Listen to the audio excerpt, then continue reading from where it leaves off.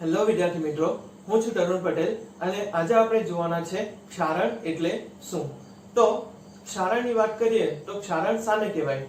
તો કોઈ પણ ધાતુ હશે તો તે ધાતુની સપાટી ઉપર જ્યારે તે ધાતુના ઓક્સાઇડનું નિર્માણ થાય છે તો તેને ક્ષારણ તરીકે ઓળખવામાં આવે છે.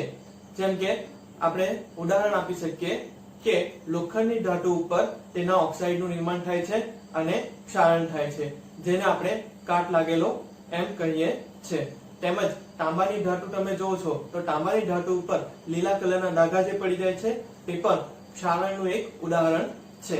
તેમજ તમે ઘણીવાર જોયું હોય તો ચાંદીની વસ્તુ જે પણ હોય તે ચાંદીની વસ્તુ ઉપર શું જોવા મળે છે?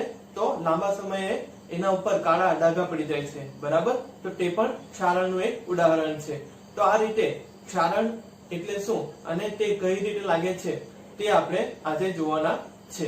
તો વિદ્યાર્થી મિત્રો, હવે આપણે જોવાના છે કે લોખંડ પર કાટ કઈ રીતે લાગે છે અથવા તો લોખંડનું ક્ષારણ કઈ રીતે થાય છે.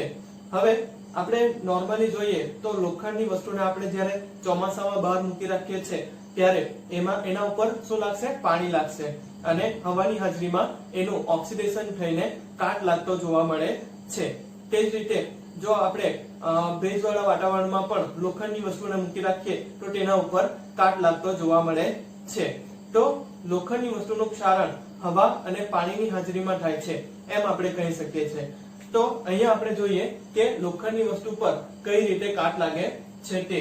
તો અહીંયા સૌપ્રથમ આપણે એક લોખંડનો ટુકડો લઈએ છે. આ એક લોખંડનો ટુકડો છે, બરાબર? અને આપણે શું કીધું કે પાણી અને હવાની હાજરીમાં લોખંડ પર કાટ લાગે છે. તો એના ઉપર આ એક પાણીનું ટીપું દર્શાવ્યું છે, બરાબર? તો આ રીતે દર્શાવ્યું છે. હવે આ લોખંડ છે એટલે આપણે એને શાનાથી દર્શાવી શકીએ?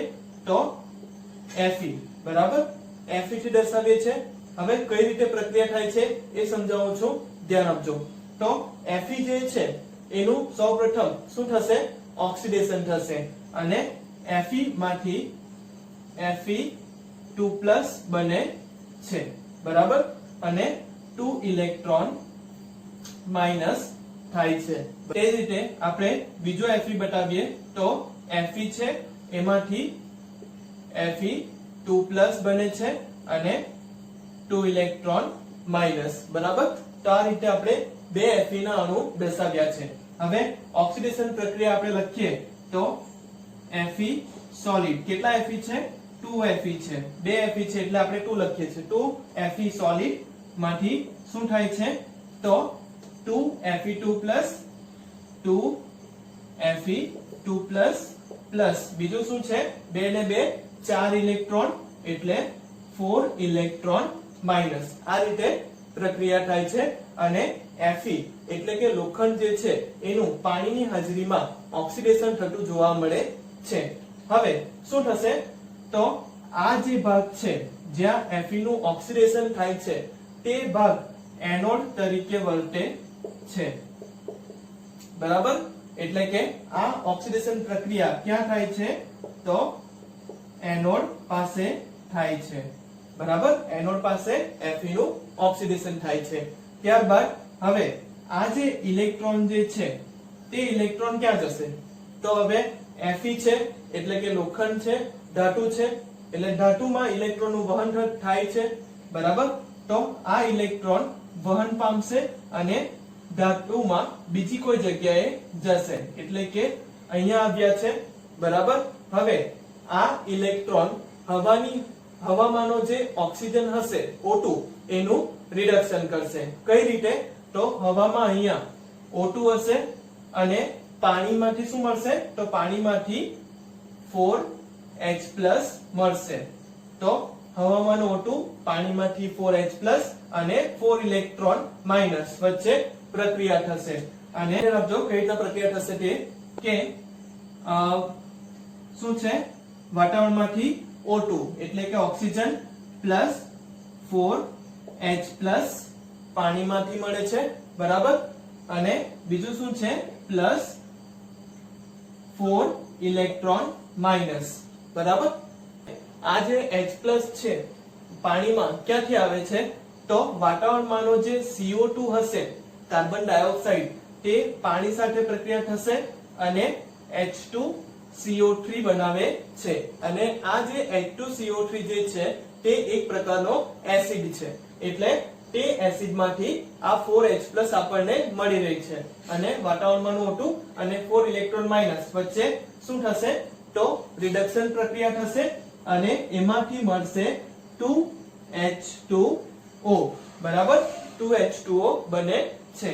અને આ જ્યાં રિડક્શન પ્રક્રિયા થાય છે તે ભાગને કેથોડ તરીકે ઓળખવામાં આવે છે. હવે લોખંડની સપાટી પર જે પીળાશ પડતો તમે કાટ જોવો છો તે કાટ ક્યાં લાગશે આમાં?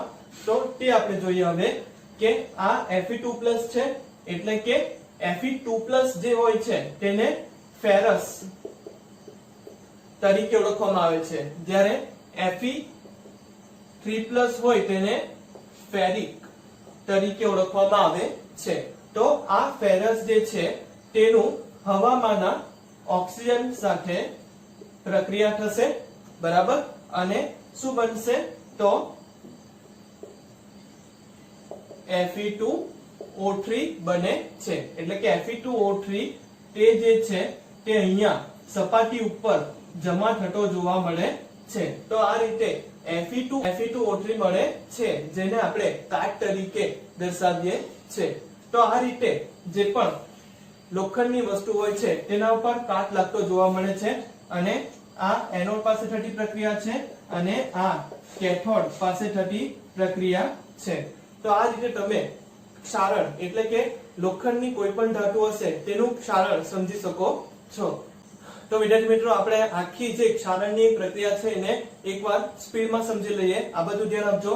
તો કઈ રીતે થાય છે? તો આપણે સૌપ્રથમ એક લોખંડનો ટુકડો લીધો. હવે લોખંડના ટુકડામાં આપણે શું કીધું કે જ્યારે ઉપર પાણી લાગે છે ત્યારે જે પણ Fe છે એનું શું થાય છે? ઓક્સિડેશન થાય છે. અને Fe નું ઓક્સિડેશન થઈને એમાંથી શું બને છે? તો Fe2+ જે ક્યાં જાય છે? પાણીમાં જાય છે. અને 2 ઇલેક્ટ્રોન માઇનસ જે ધાતુમાં રહે છે. અને આ જ્યાં Fe નું ઓક્સિડેશન થાય છે એને આપણે શું કીધું? એનોડ તરીકે દર્શાવ્યું. એટલે કે આટલો જે ભાગ છે તેને એનોડ તરીકે ઓળખવામાં આવે છે. ત્યારબાદ જે ઇલેક્ટ્રોન અહીંયાથી મુક્ત થાય છે એ ધાતુમાં વહન પામે છે અને બીજી જગ્યાએ જાય છે. અને ત્યાં શું થશે? તો હવામાંના ઓક્સિજનનું એ રિડક્શન કરશે. કોની હાજરીમાં? તો 4H+ ની હાજરીમાં રિડક્શન થશે. એટલે કે હાઇડ્રોજનની હાજરીમાં રિડક્શન થાય છે. હવે આ 4H+ ક્યાંથી આવે છે? તો જે વાતાવરણમાં CO2 હશે તે પાણી સાથે પ્રક્રિયા કરીને H2CO3 બનાવે છે. અને આ H2CO3 એક પ્રકારનો એસિડ છે. અને એસિડમાંથી H+ જે છે પાણીમાં મુક્ત થાય છે. એટલા માટે અહીંયા 4H+ આપણને મળી રહી છે. તો જ્યાં ઓક્સિજનનું રિડક્શન થાય છે તે ભાગને કેથોડ તરીકે ઓળખવામાં આવે છે. અને પ્રક્રિયા આ મુજબ આપણે લખી શકીએ છીએ, જેમ કે O2 + 4H+ + 4 ઇલેક્ટ્રોન માઇનસ માંથી 2H2O બને છે. તો ત્યારબાદ આપણે જોઈએ તો કાટ કઈ રીતે લાગે છે? તો જે Fe2+ જે પાણીમાં ગયેલો છે તે Fe2+ શું કરશે? તો વાતાવરણમાંના O2 સાથે પ્રક્રિયા કરશે અને શું બનાવશે? Fe2O3 બનાવશે. અને આ જે Fe2O3 જે છે તે કાટ સ્વરૂપે અહીંયા જે પણ ધાતુનો ટુકડો છે એની સપાટી ઉપર જમા થતું જોવા મળે છે. બરાબર, તો આ રીતે આખી જે પ્રક્રિયા છે ક્ષારણની એને સમજી શકાય છે. તો ધ્યાન આપવું, ધ્યાનથી સાંભળો, જોવો વિડીયોને બરાબર અને સમજો. આઈ હોપ કે તમને સમજ પડશે.